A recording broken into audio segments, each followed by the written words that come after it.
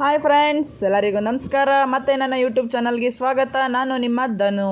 ಇವತ್ತು ಮಂಗಳವಾರ ಆಗಿರೋದ್ರಿಂದ ನನಗೆ ಬೆಟ್ಟಕ್ಕೆ ಹೋಗೋ ಅಭ್ಯಾಸ ಉಂಟು. ಸೊ ನನಗೆ ಬೆಟ್ಟಕ್ಕೆ ಹೋದರೆ ಏನೋ ಒಂಥರ ಖುಷಿ, ನೆಮ್ಮದಿ, ಎಲ್ಲೂ ಇಲ್ದಿರೋ ನೆಮ್ಮದಿ ನಂಗೆ ಅಲ್ಲಿ ಸಿಗುತ್ತೆ.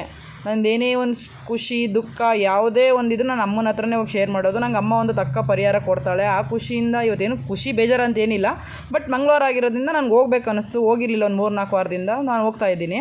ಸೊ ಇದ್ರ ಮಧ್ಯೆ ಕೆಂಪು ಹೂಗಳು ತುಂಬ ಚೆನ್ನಾಗಿ ಕಾಣಿಸ್ತಿತ್ತು. ಅದನ್ನು ವೀಡಿಯೋ ಮಾಡ್ಕೊಂಡು ಹೊರಟೆ. ಹೋಗಬೇಕಾದ್ರೆ ತುಂಬ ಚೆನ್ನಾಗಿ ಕಾಣಿಸ್ತಿತ್ತು ರೋಡ್ ಏನೋ ಪ್ರಶಾಂತವಾಗಿ. ಸೊ ಇಲ್ಲಿ ವ್ಯೂ ಪಾಯಿಂಟ್ ಅಂತೂ ಇನ್ನೂ ತುಂಬ ಪ್ರಶಾಂತವಾಗಿ ಸೈಲೆಂಟಾಗಿ ಕಾಣಿಸ್ತಿತ್ತು. ಅದನ್ನು ನೋಡಿಕೊಂಡು ಹೊರಟೆ ವೀಡಿಯೋ ಮಾಡಿಕೊಂಡು. ಸೊ ನಾನು ಡೈರೆಕ್ಟಾಗಿ ಅಲ್ಲಿ ಕೆಳಗಡೆ ಪಾರ್ಕ್ ಮಾಡಲ್ಲ, ಮೇಲ್ಗಡೆ ಪಾರ್ಕ್ ಮಾಡ್ತೀನಿ. ಇವತ್ತು ಮಂಗಳವಾರ ಆಗಿರೋದ್ರಿಂದ ಸ್ವಲ್ಪ ರಶ್ ಇತ್ತು. ಓಕೆ ಆ ರಶಲ್ಲೂ ಹಂಗೆ ಮೇಲ್ಗಡೆ ಹೋಗಿ ಪಾರ್ಕ್ ಮಾಡಿ ದರ್ಶನ ಮಾಡೋಣ ಅಂತ ಹೊರಡಬೇಕಾದ್ರೆ ಜನಗಳೆಷ್ಟು ಈಚೆಯಿಂದ ಕ್ರೌಡ್ ಕಾಣಿಸ್ತಿಲ್ಲ, ಬಟ್ ದೇವಸ್ಥಾನ ಮುಂದೆ ಅಂತೂ ಫುಲ್ ಕ್ರೌಡ್ ಇತ್ತು. ಸೊ ನೋಡಿದ ತಕ್ಷಣ ಯಾಕೋ ಒಳಗಡೆ ಹೋಗ್ಬೇಕಂತ ಅನ್ನಿಸ್ಲಿಲ್ಲ. ನಂಗೆ ಒಳಗಡೆ ಹೋಗಲಿಲ್ಲ. ದರ್ಶನ ಮಾಡಿಕೊಂಡು ಅಮ್ಮಂಗೂ ನಮಸ್ಕಾರ ಮಾಡಿ, ಬಸಪ್ಪಂಗೂ ನಮಸ್ಕಾರ ಮಾಡಿ ಒಂದು 2 ನಿಮಿಷ ಕುಂತು ಬಂದೆ.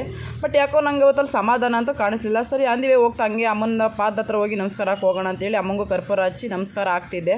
ಬಟ್ ಅಲ್ಲಂತೂ ನಂಗೆ ಅಮ್ಮ ತುಂಬ ಆಶ್ಚರ್ಯಕರವಾದ ಆಶೀರ್ವಾದ ಮಾಡೋದು. ವೀಡಿಯೋ ಮಾಡ್ಕೋತಾ ಇದ್ದೆ, ಅದನ್ನು ಯಾಕೋ ಮಾಡ್ಬೇಕು ಅನ್ನಿಸ್ತು. ಬಟ್ ತುಂಬ ಚೆನ್ನಾಗಿ ಹೂವು ಕೊಟ್ಟಲು, ನಿನ್ನ ಜೊತೆ ನಾನು ಯಾವಾಗಲೂ ಇದ್ದೇ ಇರ್ತೀನಿ ಹೋಗು ಅಂತ. ಸೊ ತುಂಬ ಖುಷಿ ಆಯಿತು ನಂಗೆ ಇವತ್ತು ಅಮ್ಮ ನಂಗೆ ಆಶೀರ್ವಾದ ಮಾಡಿ ನನ್ನ ಜೊತೆ ಇದ್ದೀನಿ ಅಂತ ಹೇಳಿದ್ದು.